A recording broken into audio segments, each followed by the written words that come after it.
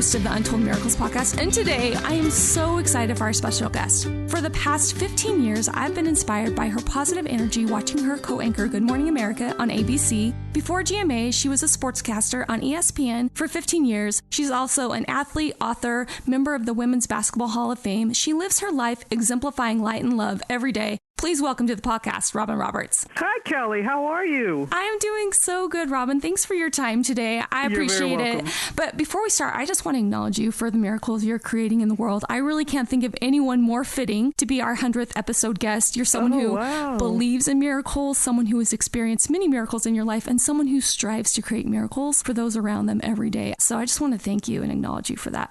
You're just most generous. I'm honored to be on this episode. 100?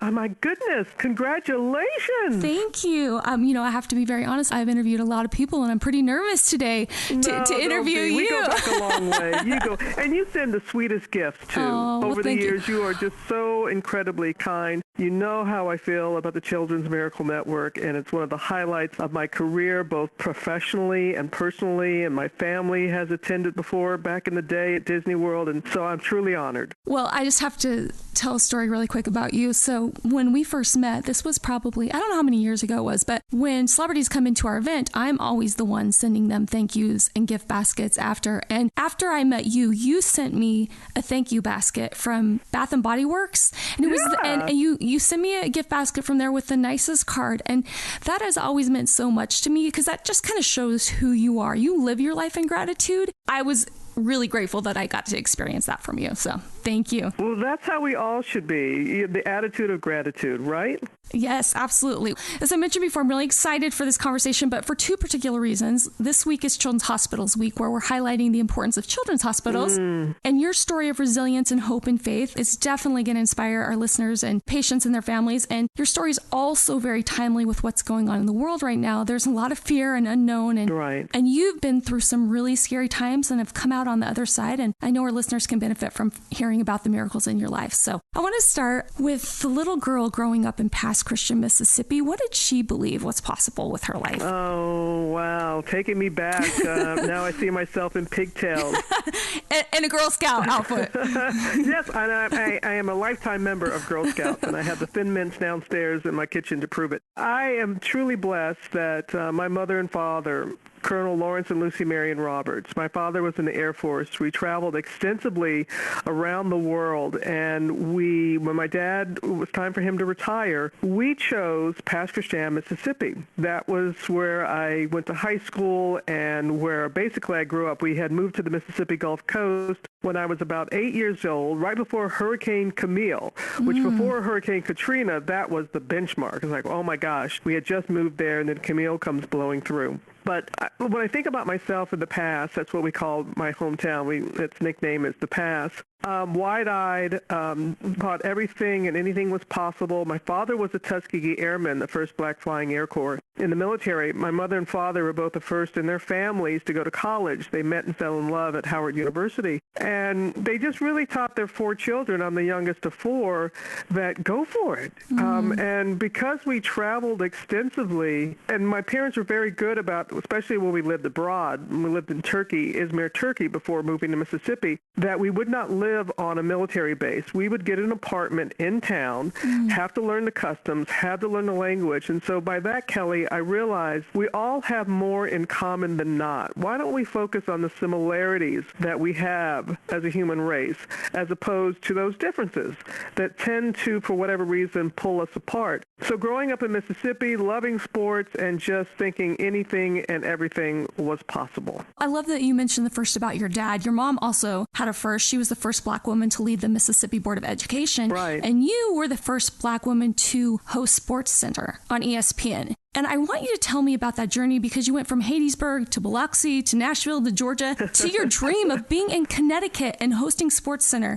Were there any tiny miracles that stand out as big stepping stones to land your dream job? There's no tiny miracles. A miracle, the big and small, they're miracles. I had plenty of them. as an African-American woman who wanted to be in sports, and they were talking about the 70s, the 80s, it's commonplace now to turn on the TV or anywhere and see a woman doing sports. That wasn't the case when I was coming along, and that was my dream. And when I got to ESPN, and I want to tell the story because it's very important for people to know this. So I graduate from high school. I get a college scholarship to play basketball at Southeastern Louisiana University. I major in communications. I received one full-time offer to be in news, be a news anchor. I wanted to be a sportscaster, and I received one part-time offer for $5.50 an hour, no benefits, to be the weekend sports anchor in Hattiesburg, Mississippi. I didn't hesitate to take that part-time job because I always believe, and your listeners have to know this, dream big, but focus small.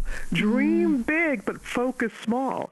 And I knew that $5.50 part-time job was going to lead me to my ultimate goal at that time, which was ESPN. So I was there for 9 months, then got to a bigger station in Mississippi, then Nashville, Tennessee. 4 years out of college was the first time that ESPN called me. And I came up for an interview, and they were not the ESPN that you know of today. I mean, they were great, but not the behemoth that they had become. And they weren't quite sure how they were going to use me. They kind of wanted me, but they didn't know. And you have to have this conversation with yourself. So I said, okay, ESPN wants you. 4 years out of school, you haven't worked in a major market. You don't have the margin of error that somebody who doesn't look like you has. So you need to get this right. So I told them, thank you, but no thank you. I turned them down initially because I didn't want to be the answer to a trivia question. What black woman was hired in 1987 and fired in 1988 by ESPN because I didn't know my stuff? I wanted staying power. And so I turned them down, went to Atlanta, Georgia, worked with major sports teams for the first time. ESPN thankfully came calling again, and I accepted the job in 1990. One of my miracles is a person named John A. Walsh. This gentleman who believed in me, nurtured me, just really set the tone for me being at ESPN. And I remember the first time, Kelly, I was doing the weekend sports center, which for sports, that's what you want to be on because that's when all the sports are happening, basically, on the weekend.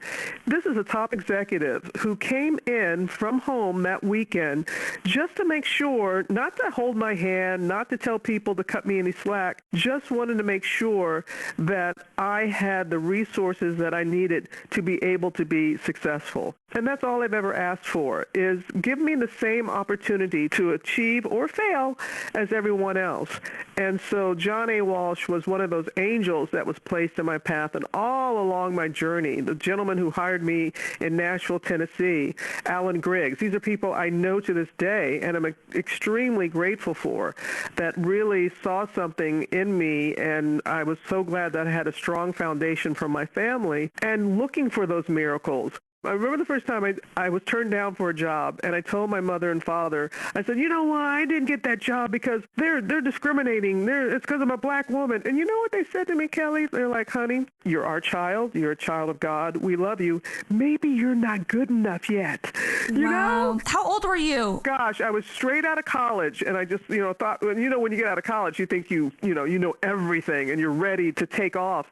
And they were so right. And they were like, do not look for reasons to doubt yourself or to doubt others about your ability or anything like that. And I remember that they just made me stop and just look and take stock into what I wanted, the people that I wanted around me, and to not play the race, gender, or any other card. And when I got sick, I didn't play the cancer card. Yes, those were things that were placed in my path, such as my health issues. But everybody's got something, and it's how you rise above it that really counts. Speaking of your 15-year journey at ESPN, I'd like to know what is one of the most memorable games you covered, because you covered the biggest sporting events in the world. Yes. Oh my gosh, that's a loaded question. Because when I was a little girl in Mississippi, I wanted to be a pro athlete. I used to dream of being at Wimbledon. So I'd come off those hot courts in Mississippi, and I have a bowl of strawberry and cream because I would visualize I would curtsy like I was curtsying to the royal box.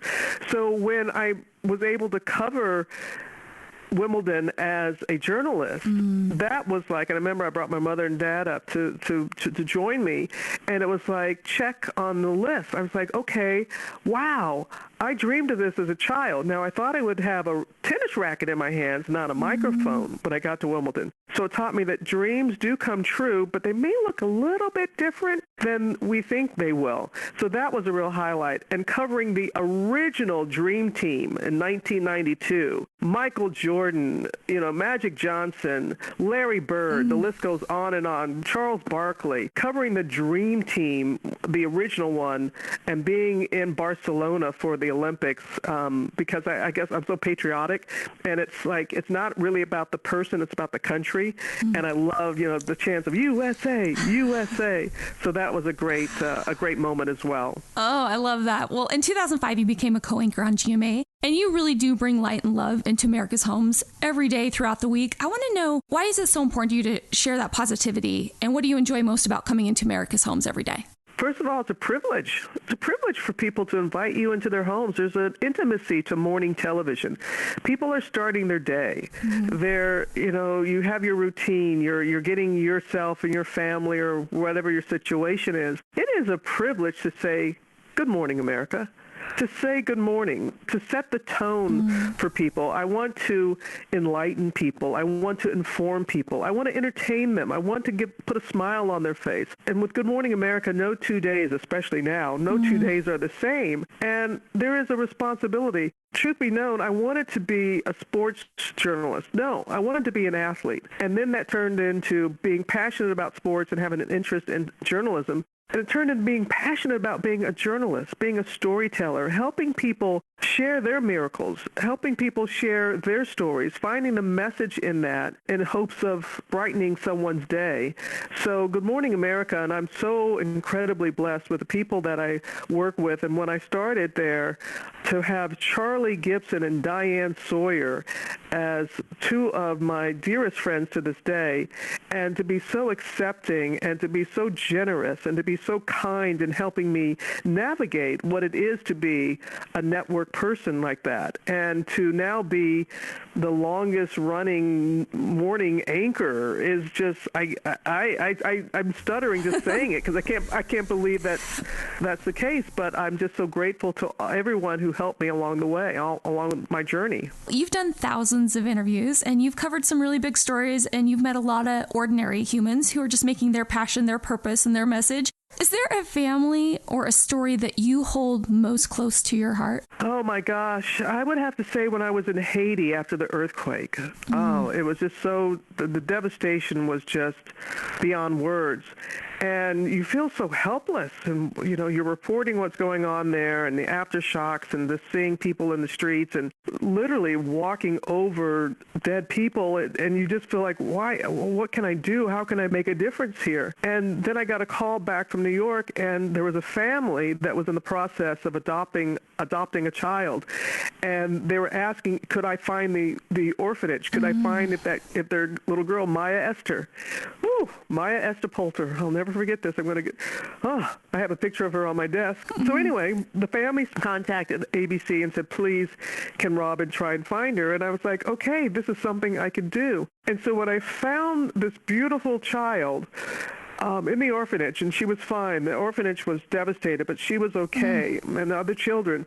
And to be able to, by satellite, link the little girl to her family in Iowa and have stayed in touch with them and have had them on the program several times since then, and to see her grow into this beautiful woman that she is, that was something that still, as you can tell by my voice, stays with me. It's just a connection with the family. It was somebody that was reaching out. And even like in the time that we're going through right now with this pandemic, people feel helpless, hopeless.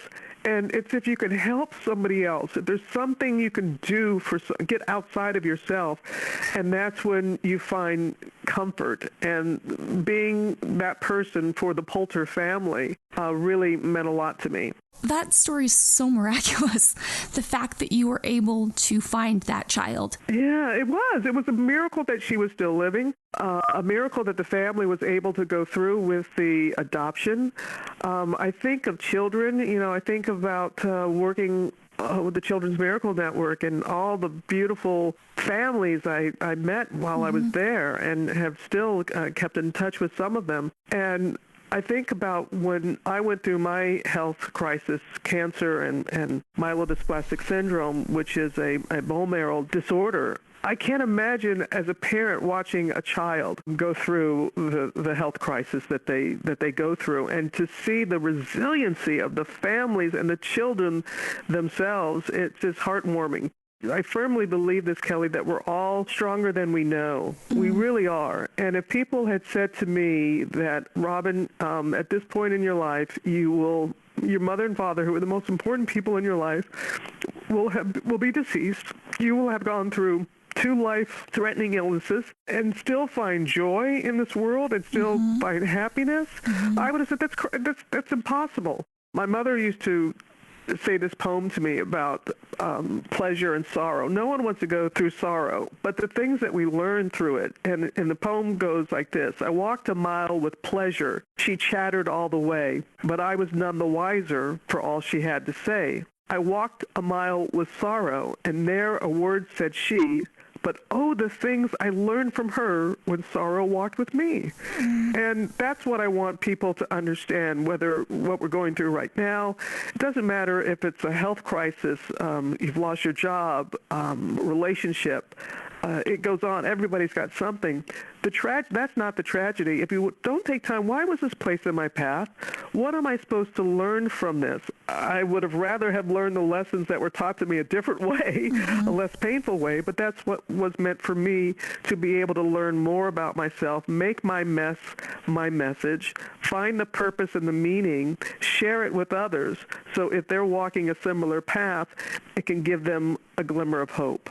I want people to know a little bit about your journey. In 2009, you bravely battled breast cancer, but then a few years later, you faced some devastating news when you were diagnosed with a disease of the bone marrow. And I want you to share the miracles involved. Oh. Because there were so many. I mean, the odds of you finding a match were so low. I don't know if we have enough time.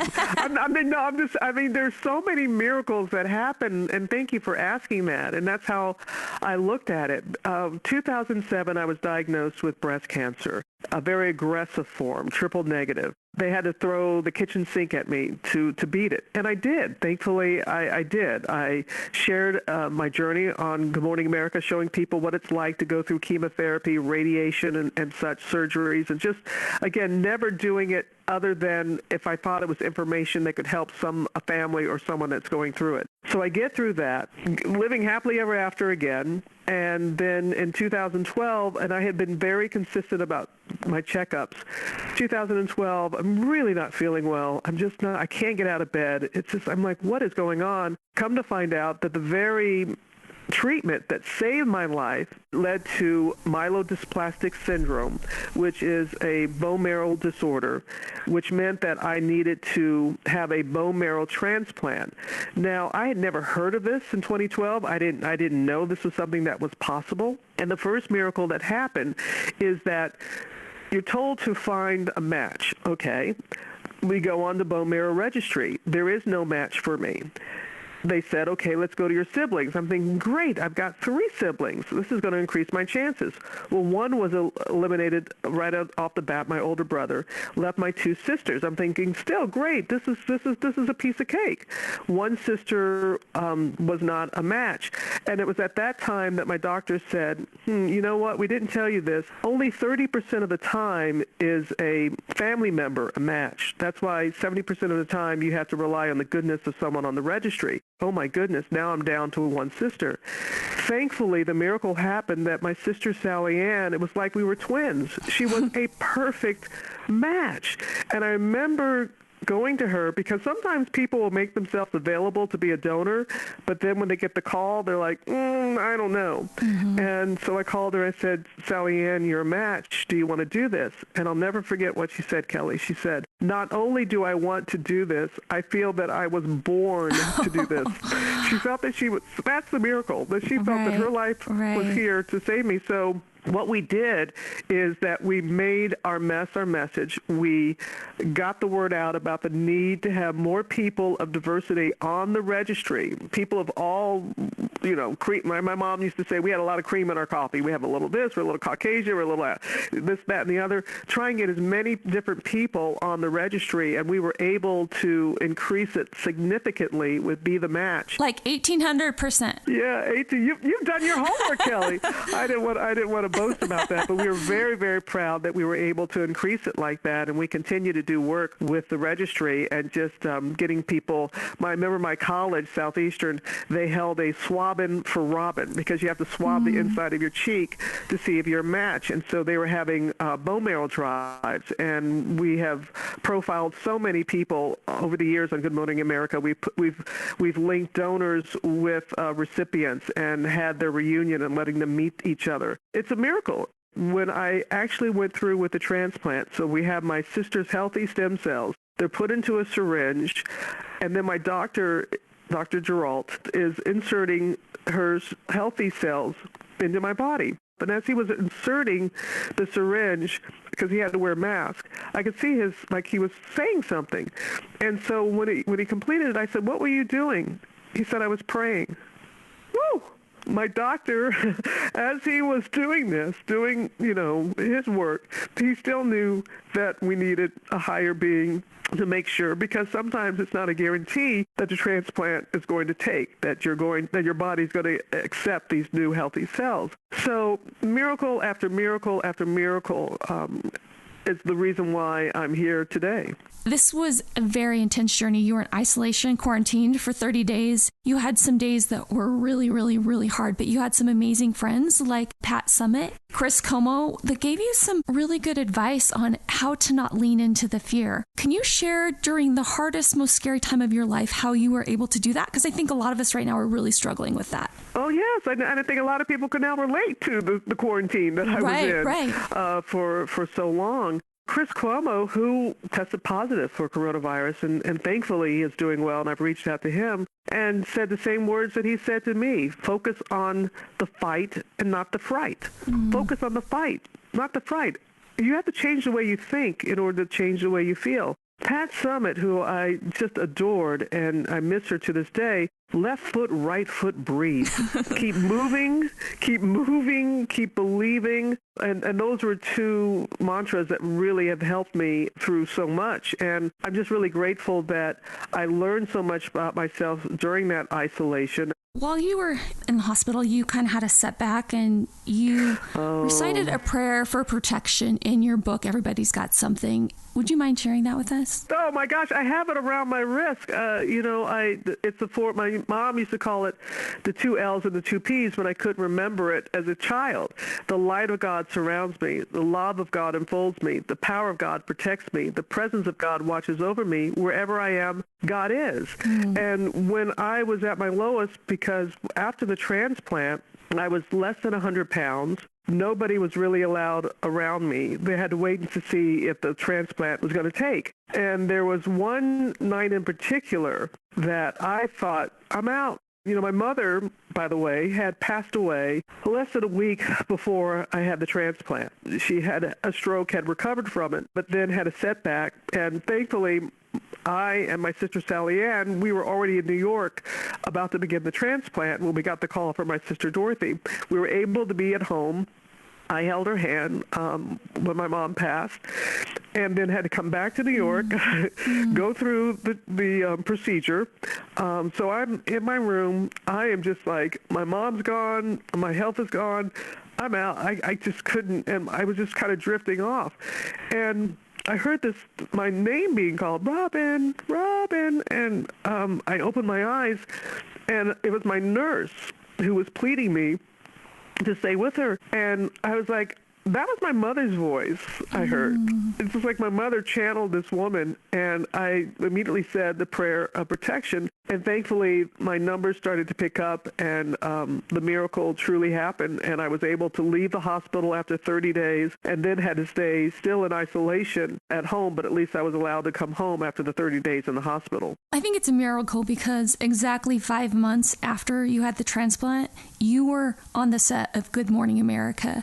What do you remember most about that day being back? I remember saying, I've waited 174 days to say this. Good morning, America. Yes, I have been counting the days. I remember when my doctor said to me before the transplant, before everything, when I was getting the diagnosis, and I said, well, what's going to happen? He said, you're going to need a transplant. He was going through all of it. And he said, you'll be out of work 5 to 6 months. And I was like, are you nuts? Are you? No.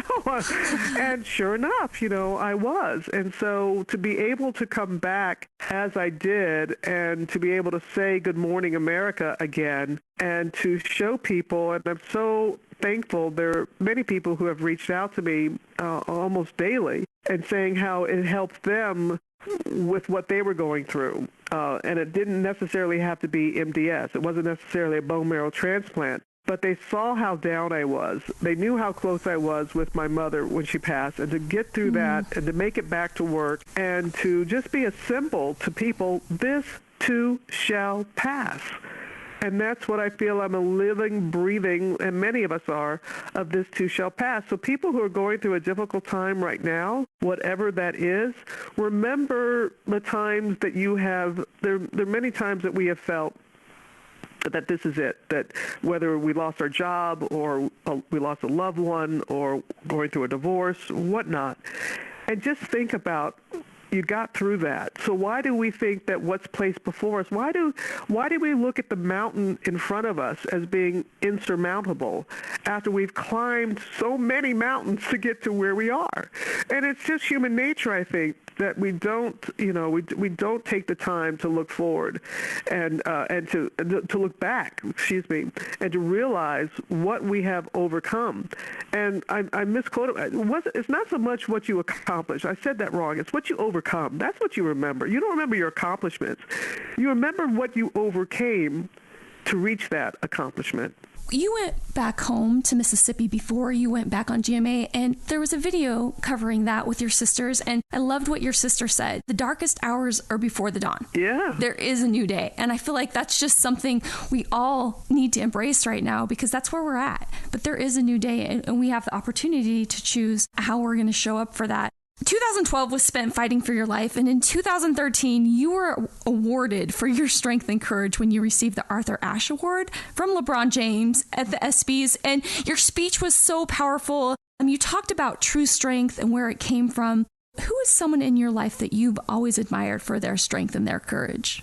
There's so many. I mean, it begins really with my mother and my father. They came from very humble beginnings. My mother had many health issues during her life and overcame them. But to have that strong example, my parents taught me the 3 Ds, determination, that you just have to be disciplined. And the 3rd D is the Lord. And so I'm so grateful that is really, and that's where it is. Discipline, determination, and the Lord. And that I have leaned on my faith. And let me tell you, I would be less than truthful with you if I didn't say there were times that I got angry with the higher being. And I remember saying that to my mom, and I was like, I'm just not because like, why does this happen to me? Because it shouldn't happen to anyone. I was just angry. And she said, that's okay. He can take it. It's okay. You can get mad. You can take it. Just don't stay mad. And so the courage that I saw from my mother and father to go through what they went through, they were depression babies, to go through the depression as they did with their families, and to achieve what they did. My mother and father, they were the first this, that, and everything throughout their lives, and they never got on a soapbox. I didn't even know my dad was a Tuskegee Airman until I was much older. He's not something that he pounded his chest and said, I did this, I did that. I had to learn a lot of my parents' accomplishments through others. They were just mom and dad. Their strength and their courage. And what Sally Ann said is so true about the dawn of a new day. It takes courage to believe the best is yet to come. It takes courage to believe that. But to know that we all are more courageous than we know. And I've often said this, and it's so true, When fear knocks, let faith answer the door. That is what's given me the courage, my faith, how I was taught to believe, how I was taught to be of public service. I treasure the memory I have with the Children's Miracle Network. I treasure the memory of being there at the telethon. And I am so grateful that there are people who think outside of themselves and want to do a greater good. And that's something that my parents taught us, is to be of service to others. And I'm eternally grateful for that. And that gives me strength and courage. In your book, Everybody's Got Something, you say that everybody's got something, but everybody's got something to give. But it doesn't have to be big. Everyone thinks they have to do some grandiose, and believe me, it's great when someone can donate, millions of dollars and all these things or whatnot. That's fantastic. That's what they have to give. I can't tell you how many times a neighbor will do something very simple, like bring the trash cans back from the curb because they knew that I couldn't go out or whatever, and somebody had taken them out. That they would find little things. Somebody sent me thank you notes that already had the stamp on them, so I could, because they knew I liked, as you know, I like to send thank yous, and so they went ahead because I couldn't get out to do that. That it doesn't have to be a grand gesture. It can be simply taking the time, being silent, saying a prayer, lifting someone up, finding just something to do for someone. When I say little, nothing's little. Right. It's what you have, and everybody has a resource as well to give. Well, it also kind of reminds me of your BFF, Diane Sawyer, when you were in the hospital. She did a lot of little things, like sneaking chicken into the hospital, Popeyes. Oh, no, we shouldn't be telling that. That's going to get us in trouble. But, yeah, she would sneak in. But you know what she also would do? She knew that my sisters loved this apple pie. There was an apple pie that somebody made for her one time. Every time my sisters would come in to visit, what would be waiting for them? One of those apple pies. Wow. She was just always, and Diane, I'm telling you, she is a dear, dear friend in good times, and especially when you're down. Because my sister Dorothy had to live with my mother for a time after Katrina. They were in one house. It was sometime later, Dorothy said to me, she said, "Do you know that Diane calls here all the time checking on Mom?" And I'm like, no, I had no idea she did that. Beautiful. Now I know why you two are besties, because you're exactly the same person. Oh, bless you. Well, I have a couple quick fire questions for you before we end. I want to know, do you have a hidden talent? Do I have a hidden talent? Because I read that you were a country DJ, and I'm like, who knew? Yeah, WFPR 14 Country, Hometown Country Friends since 1947. Yes, a lot of people didn't know that. Yes, that is. But my real secret talent, I am so good with Angry Birds. Oh my gosh, I am the master level of Angry Birds. That, I believe, is my secret talent. Favorite daily ritual? Oh, favorite daily ritual. Every single morning when I walk into the studio, and now I do it in my home studio as well, I blow 2 kisses up to the sky, one to my mom and one to my dad. Do that every single morning. I love that. That makes me want to cry. Trailblazer you most look up to? Ooh, Trailblazer I most look up to. Oh, gosh, there's a long list. I don't know if I can just say one. Billie Jean King is one. She's all about women's rights. Yes, yes, yes. But she's about inclusion. I mean, she understands the importance of, and that's why it was very important for me to mention not just the women who have helped me, but John A. Walsh and Alan Griggs, that you have to, there has to be inclusion. And so Billie Jean is a true trailblazer that really speaks to me. I want to know something you've never done but want to. I want to say, play the piano, second language. I kind of started both those things, but I never really have, gone through with it. I know those are the 2 things. I don't know why. I just want to be able to play the piano like my mom could play. I guess because of my international travels, I want to be able to fluently speak in another language. What's your favorite guilty pleasure? Popeyes. Okay. That's easy. Popeyes fried chicken. I want to know the interview you are most nervous for. Any political interview, I'm always nervous. I just get really, because it can be so polarizing. And it doesn't matter, people always feel that as a journalist that you, especially when it's a political one, that you're biased. And then people don't realize, well, can you kind of maybe look at yourself a little bit? Are you bringing a bias to watching this because you, for one reason or another? And I find them to be very challenging, very difficult. Most politicians know the answers before you even ask them a question. They have their agenda and what they want to get through. But those are the ones that really are very unsettling to me. I know they're very important, and I do them, and I will continue to do them. But they're the ones that I'm like, oh boy, here we go. They're challenging, to say the least. Who is your dream interview? I used to say, but he's no longer with us, Nelson Mandela. 27 years in a prison when he should not have been, comes out of prison, could have been angry at the world. Instead of retaliation, it was reconciliation. The fact that he was able to bring his country together like he did after all that he had been through. That was always my dream interview. I just always wanted to interview Nelson Mandela and learn from him how he was able to get out of prison, become president of his country. And I just wanted to know his gift and how he did that.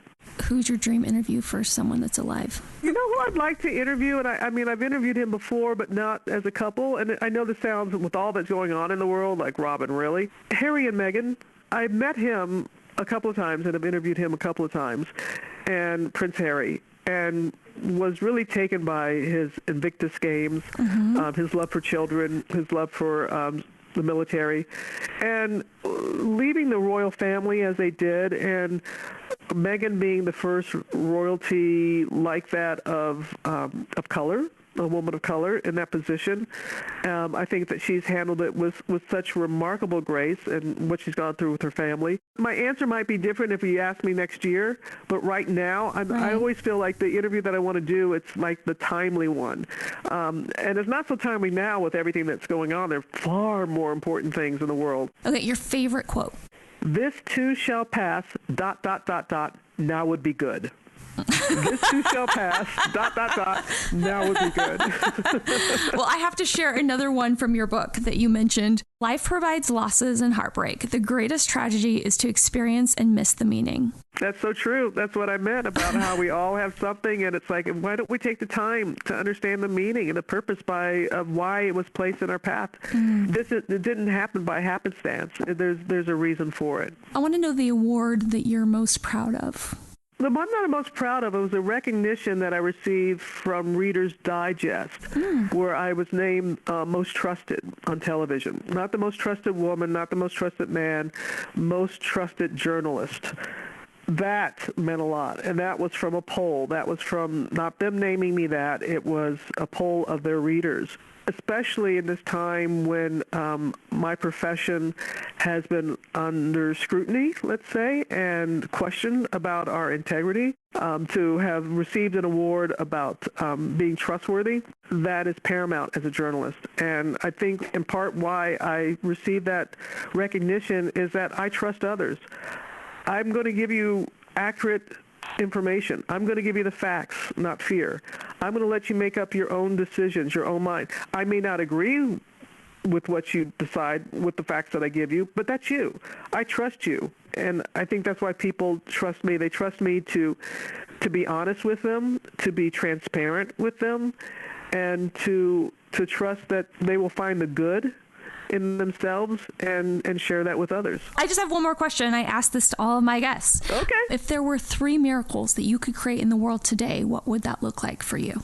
My 3 miracles: cure for every illness that there is, true, genuine love for one another, and understanding that we truly take the time to understand one another and our differences. Because we have love, we could still love each other, because we would understand that we're different. Yes, that's the beauty.